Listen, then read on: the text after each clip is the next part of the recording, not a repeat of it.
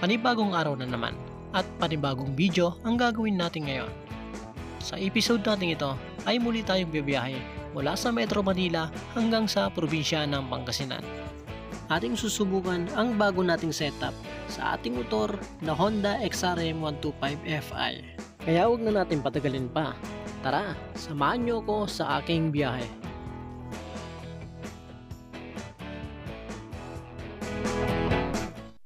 Ayun o, good morning mga kabiyahe. Bibiyahe tayo ngayon sa Pangasinan. Daanan na pala natin yung Malolos. Giniba na pala yung arko doon. Wala na yung palatandaan ng welcome to Malolos. Nandito na tayo sa Malolos, Bulacan. Umalis tayo sa bahay 5 ng madaling araw at ang oras natin ngayon ay 5:30 na.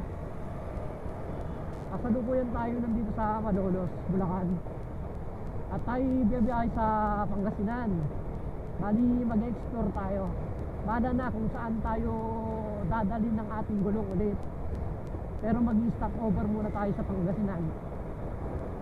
Ayun na, dito na tayo sa tulay, yung mahabang tulay bago dumating ng boundary ng Bulacan tsaka Pampanga. Bali pala araw ngayon ng Martes, September 24. Ngayon ay biyahe tayo.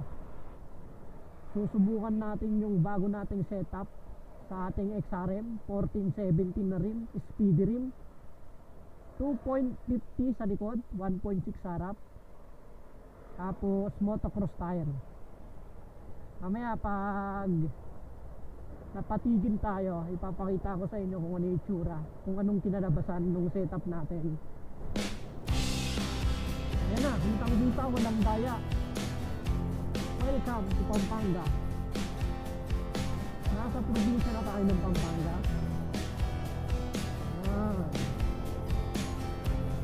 Dire-diretso na naman yung biyahe natin. Solid yung umaga na to. Napakaganda yung sikat ng araw. Buti na lang at hindi umuulan. Binigyan tayo ng magandang panahon ng Diyos. Nasa Apalit, Pampanga na pala tayo sa town proper. Wala dito sa ginalalagan natin, nakikita na yung Mount Arayat. Yan, good morning Apalit, Pampanga.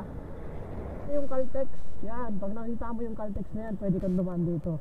Pwede ka rin dumiretso dyan papunta ng town proper ng San Fernando tsaka Angeles. Kaya lang sigurado matraffic ngayon doon, kaya dito tayo dadaan sa backdoor tayo sa Magalang Pampanga tayo, Mexico. Kasi pag doon tayo dumaan, sigurado traffic na doon sa town proper ng San Fernando tsaka Angeles. Matatagalan tayo doon. Di ba dito dire-diretso yung biyahe dito. Matatraffic lang naman tayo dito sa may Mexico, bayan, tsaka sa Magalang. Kasi yun, dire-diretso ng Tarmac yun. Labas tayo Concepcion. Okay, dire-diretso yung biyahe natin. Ngayon, pag baba mo dyan, NLEX yan. Ayun river crossing. Yan dito.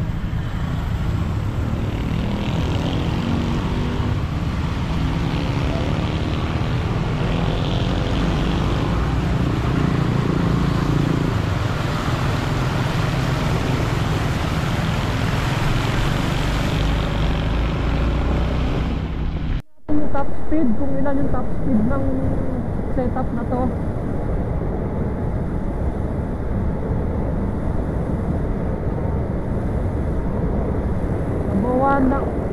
Mag 100 pa rin, 92, tapos meron pang itatakbo. Mag 100 pa rin yung yung top speed ng setup natin. Ayun na yung ayun na yung malubak na daan. Ayan, safety first nakalagay. Naku po, puro putik. Mapapalaban tayo sa putik.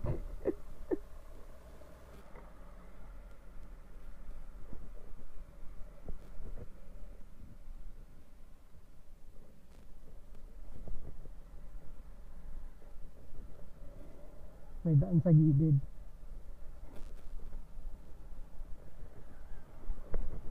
Napalaban sa putik yung motor natin doon si Tanggol maputik yung daan tapos puro dubak. Pero relax lang, easy lang yun. Ngayon si Nanang hindi kami nagtingin.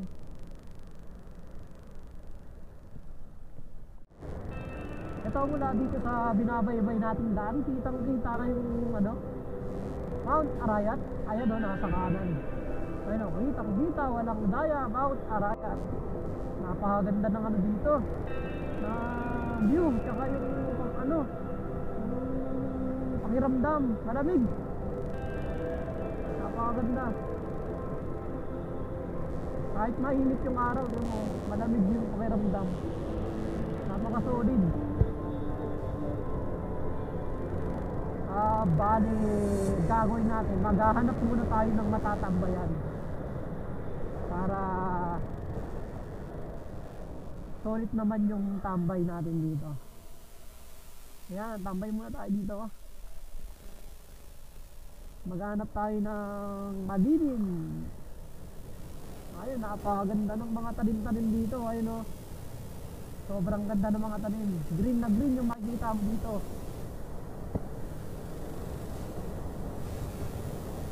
Ayan, dito tayo.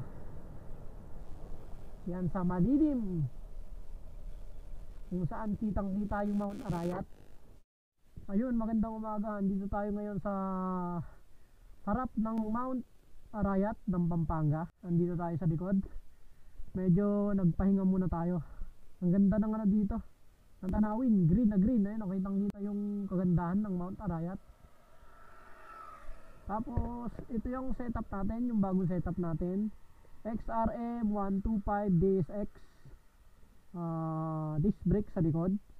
Bali ang original na nito 1717 na rim, kaya lang pinalitan ko nung unang palit ko 1617, tapos 9100 yung 16 sa likod.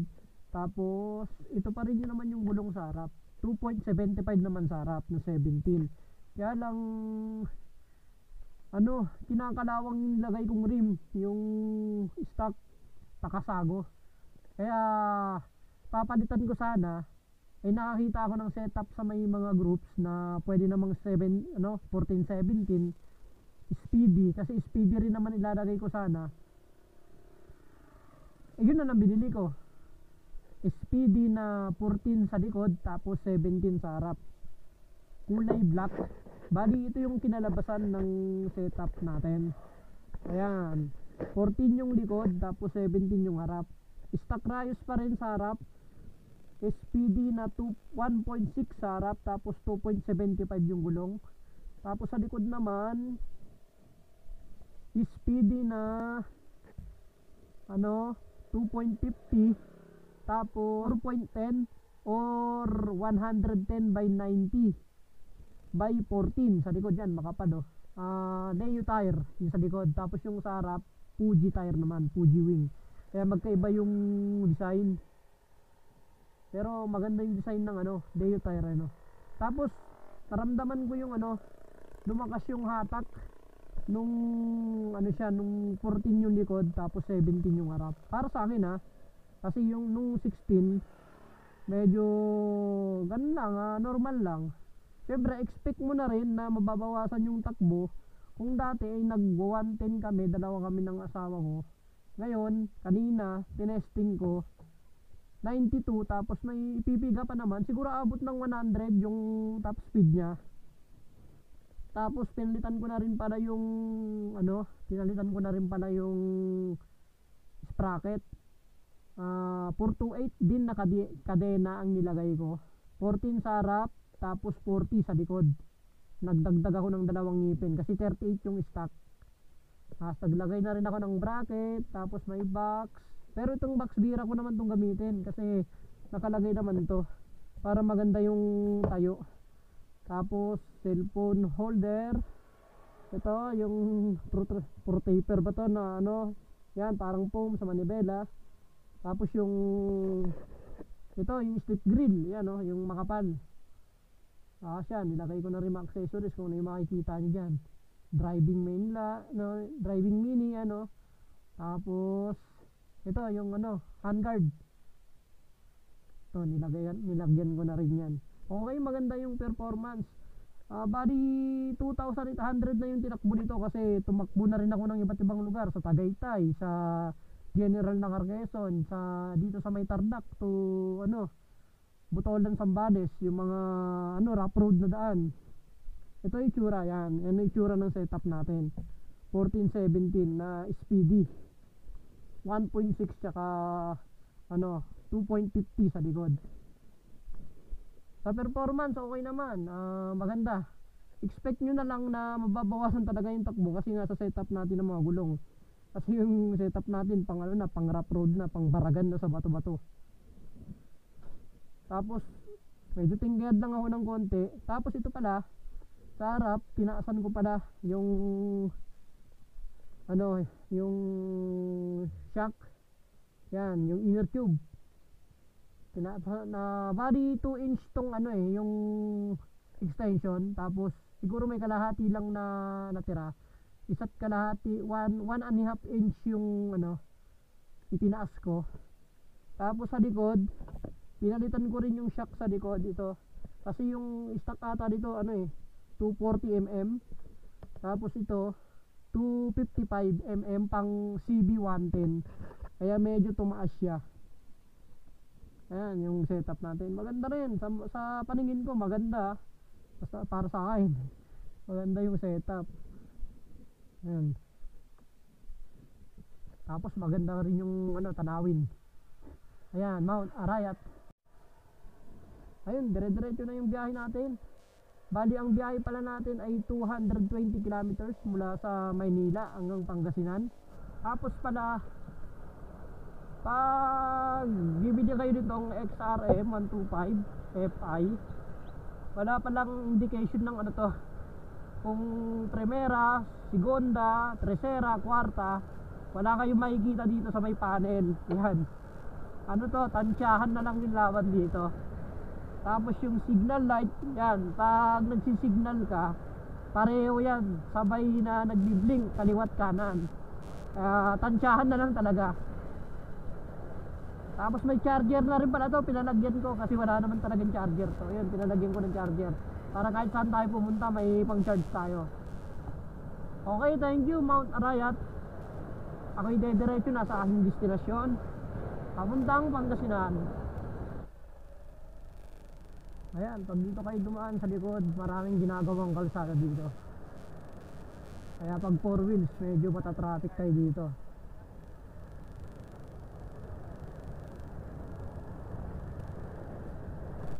Dakaw pong salamat. Welcome to Magalang, Pampanga. Ayun na, kitang-kita na oh. Ang arko ng Pampanga, ang boundary ng Pampanga at Tarlac. Pag lagpas natin dyan, Concepcion, Tarlac na tayo. Straight talaga yung daan dito pag nandito ko na sa part na to.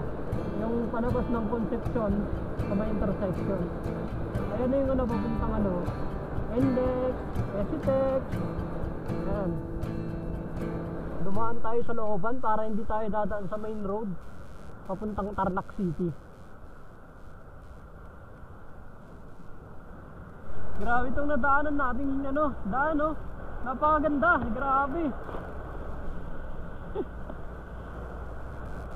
Ayun, puro taniman sa gilid. Tapos ang ganda ng ano, mga poste ng kuryente oh. Nakahilera. Kala mo kukuha ng ayuda. Nakapila.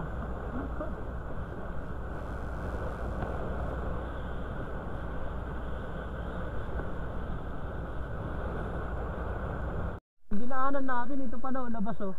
Yung arko ng ano, Kapas, tsaka Tarlac City. Nandito na tayo sa Tarlac City. Hacienda Luisita.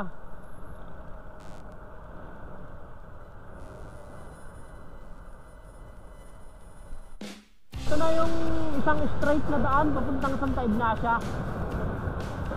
Magsasawa ka dito.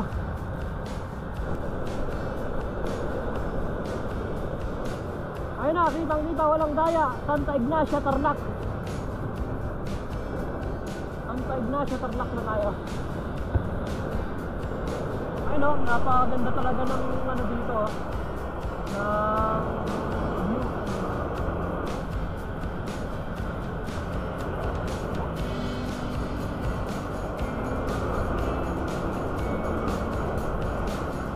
Ayan, papasok na tayo ng Kamining Tarlac.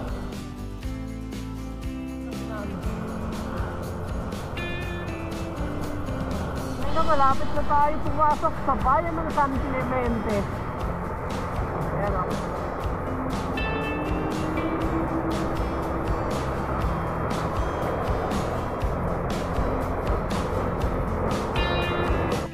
Sumilong muna tayo. Andun yung arko ng San Clemente. Yun, malapit na.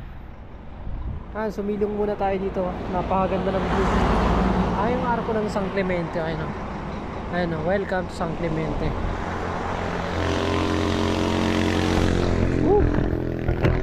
Mabilis ng biyahe natin, dire-diretso. So ilong muna tayo dito, magpapahinga muna tayo dito sa harap ng mga palayan. Tapos kabundukan. Napakaganda ng kabundukan dito. Ayun, may mga daan na dun, may ginagawang daan na. Ayun, ito yung motor natin, Hitanggol. Napaka solid yung performance. Habang umiinit, mas lalong bumibilis.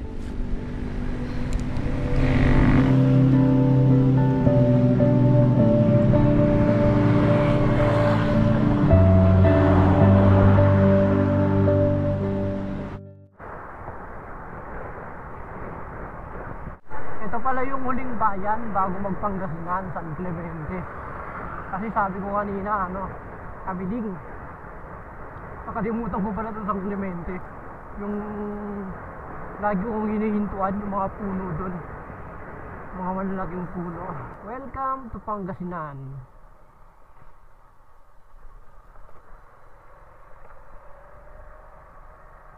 Uy, maagos yung tubig sarap paligo Ayan kitang-kita, walang daya. Pangasinan.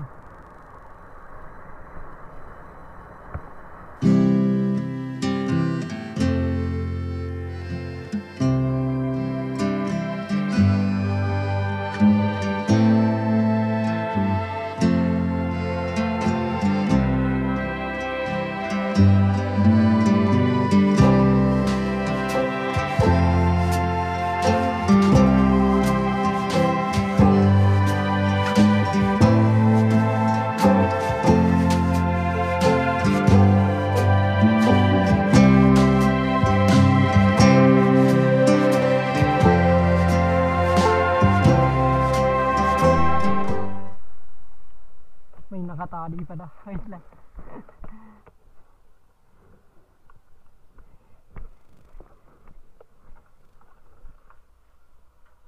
Yun. Ay nakakuha pa tayo ng followers sa may Petron. Shout out kuya. Shout out kay Kuya Petron. Ano pala nakalimutan ko sabihin yung full tank natin, kahapon pa yon, nag-full tank ako kahapon ng 80 pesos. Tapos gamit ko pa tong motor doon sa Maynila. 80 pesos full tank natin. Tapos nakarating yung full tank natin dito sa may mga tarim. Pwede nang i-diretso ng sa destination natin. Kasi may halos mag-3 bar pa yung yung sobra, yung laman. Pwede nang i-diretso yun. 80 pesos lang yung kahapon, nag-full tank tayo.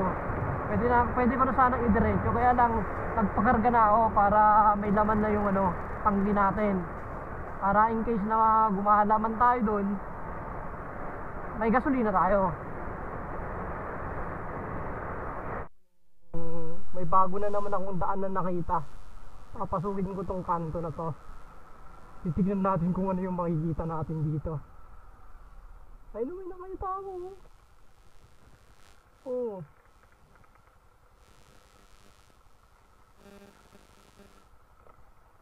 Start natin. Yan. Dito tayo dadaan.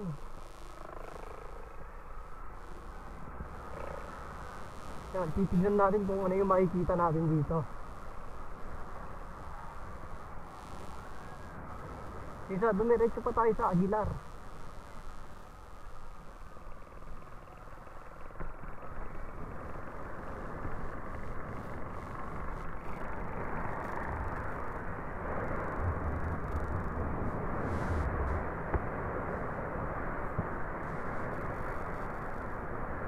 Ay no, solid din yung ano eh.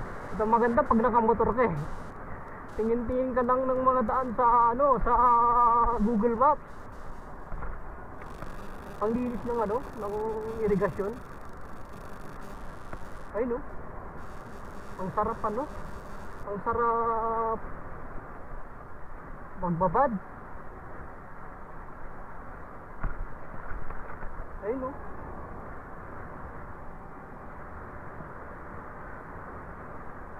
Salamat ka. Malapit na ako. Kung hindi, magbababad muna ako dyan.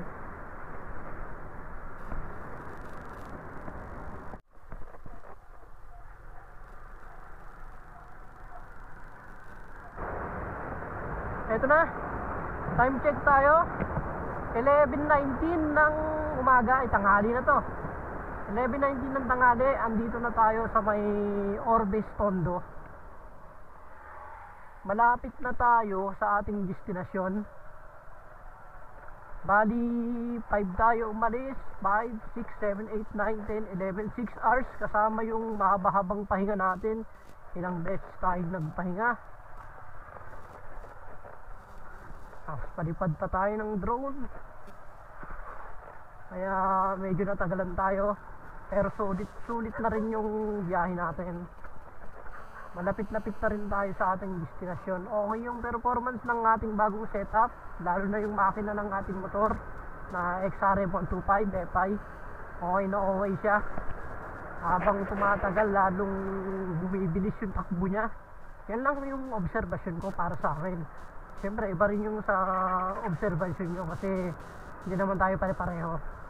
Para sa akin lang yun.